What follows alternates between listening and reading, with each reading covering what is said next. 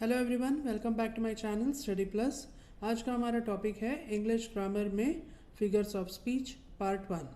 ये part one इसके लिए है क्योंकि फिगर्स ऑफ स्पीच में बहुत सारे types of figures of speech हैं, तो वो कवर अप करने के लिए हमें डिफरेंट पार्ट्स बनाना पड़ेगा। तो इसके लिए ये पार्ट वन है। ठीक है, फर्स्ट हम जानेंगे कि फिगर्स ऑफ स्पीच क्या है। पढ़ लेंगे एक बार। Figures of speech can add a dramatic flair to your language, making it more engaging and expressive. But the trick lies not in understanding what they are, but also in knowing when and how to use them effectively. इसका meaning ये है कि जब आप कोई sentence या paragraph या कोई चैप्टर पढ़ते हो, तब जो कम्युनिकेशन होता है, तो उसमें different types of language use होते हैं। Different types of language means not भाषा, हिंदी मराठी ऐसे नहीं बोल रही हूँ। टाइप्स ऑफ जो अलग अलग टाइप्स ऑफ मेथड है जिससे हम कम्युनिकेट करते हैं, तो वो अंडरस्टैंड करने के लिए ये फिगर्स ऑफ स्पीच होता है। यानी कि कभी हम लोग यूज़ करते हैं फ्रेज़, या कभी हम इडियम्स यूज़ करते हैं। ऐसे ही अलग अलग types of figures of speech है जो हमें अंडरस्टैंड होगा। ठीक है, तो फिगर्स ऑफ स्पीच में कौन से टाइप्स होते हैं वो हम पहले देखेंगे। ओके, टाइप्स ऑफ फिगर्स में 18 types of figures of speech है। इसमें ये कौन से हैं हम वो देख लेंगे।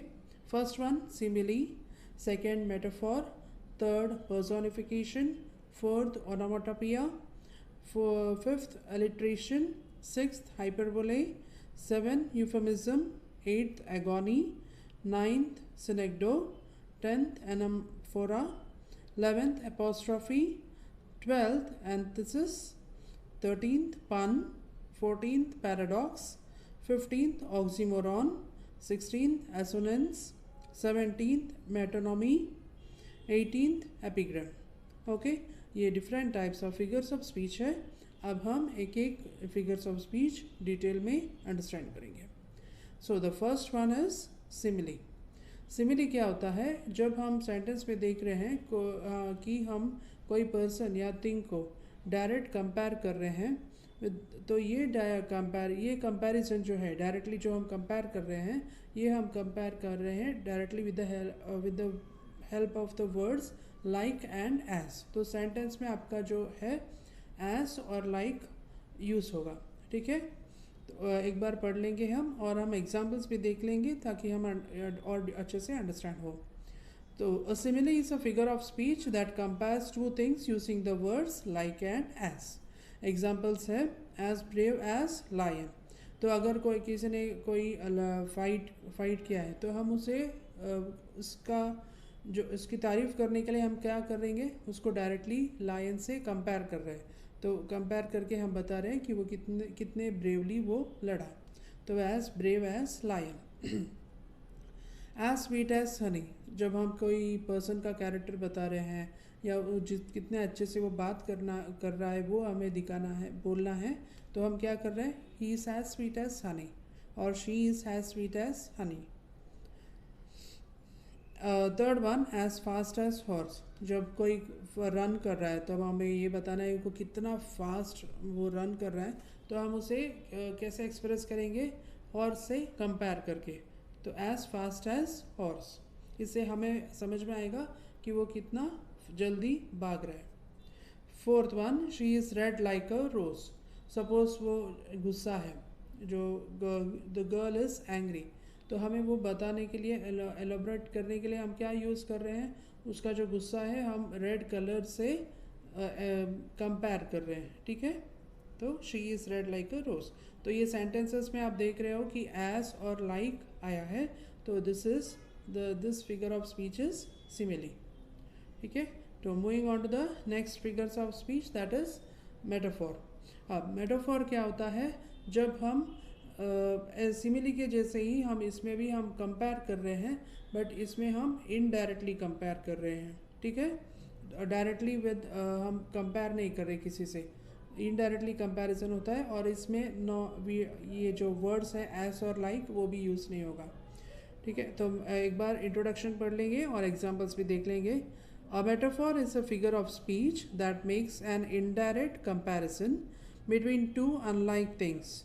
For example, the metaphor you were a lion which means he fought like a lion. ठीक है, यू वेर अ लायन का मतलब है वो शेर नहीं बन गया था, वो ट्रांसफॉर्म नहीं हुआ था, वो इतना अच्छे से लड़ा कि वो इतना ब्रेवली लड़ा कि वो लायन जैसा ब्रेवली लड़ा वो।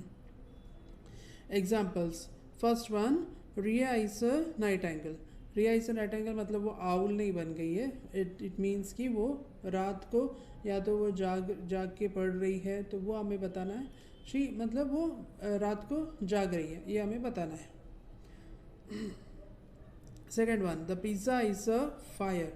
तो पिज़्ज़ा इज़ अ फायर मतलब पिज़्ज़ा में आग नहीं लगी है, पिज़्ज़ा इज़ ऑन फायर मतलब या तो वो इतना अच्छा है वो हम बता रहे हैं, या तो वो इतना स्पाइसी है। The pizza is very spicy बताने के लिए हम फायर भी वर्ड यूज़ करते हैं। Third one, he is a snake in the office.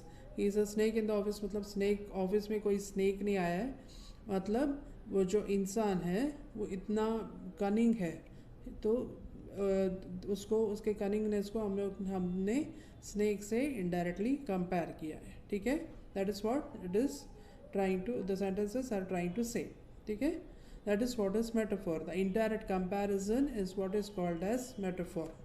So the next type of figure of speech is personification. अब personification क्या है? जब कोई नॉन लिविंग थिंग को या फिर कोई नॉन लिविंग बीइंग भी है, यानी जैसे कि प्लांट्स या ट्रीज, इन इस थिंग्स को, ये नॉन लिविंग थिंग्स को हम लिविंग थिंग्स के जैसे एक्सप्रेस कर रहे हैं, मतलब ऐसे बता रहे हैं जैसे कि वो लाइव है। जैसे कि टेबल, अगर मैं द टेबल इज़ वॉकिंग, ऐसे अगर मैं बोल रही हूँ तो इट डजेंट मीन कि टेबल चलने लगा, उसका मीनिंग अलग है। मतलब टेबल को हम यूज़ कर रहे हैं कंटिन्यूसली, द मीनिंग में बी दैट ऑल्सो। ठीक है, the personification in which inanimate objects such as plants और lifeless creatures are given human characteristics. ठीक है, जो ह्यूमन का नेचर है वो नॉन लिविंग थिंग्स में हमने ये कंपेयर करके डाला है। Examples, my mobile died.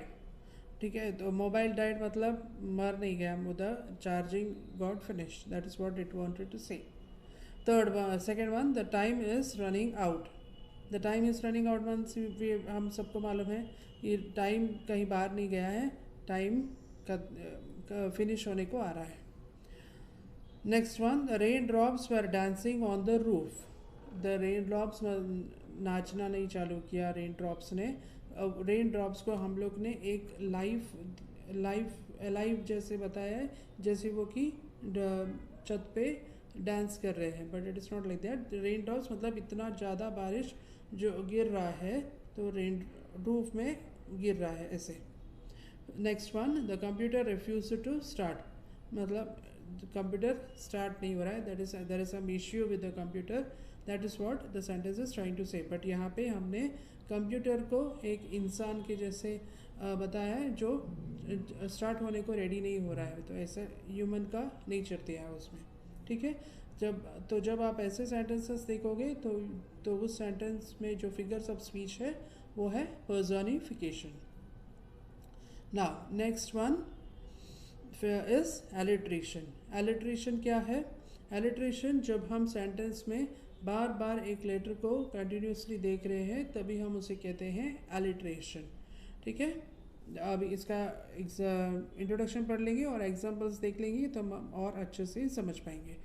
Alliteration is the term given to the repetition of the same sound or letter at the beginning of the words in a phrase. ठीक है, repetition of letters या फिर sound भी हो सकता है।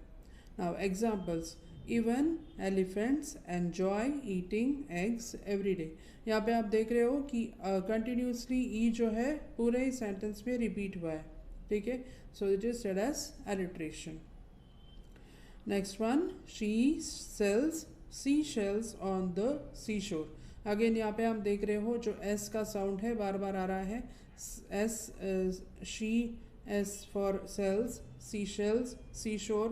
Okay, so S बार बार हमें sound हो रहा है, so it is alliteration.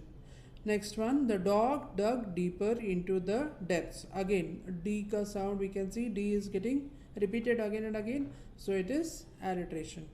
Okay, understood the concept. तो आज के वीडियो में ये जो फिगर्स ऑफ स्पीच है इतना हमने जाना। नेक्स्ट वीडियो में हम और जो रिमेनिंग फिगर्स ऑफ स्पीच है वो next part of figures of speech में हम लेके आएंगे। That's all for today. Thanks for watching study plus. Bye bye, see you.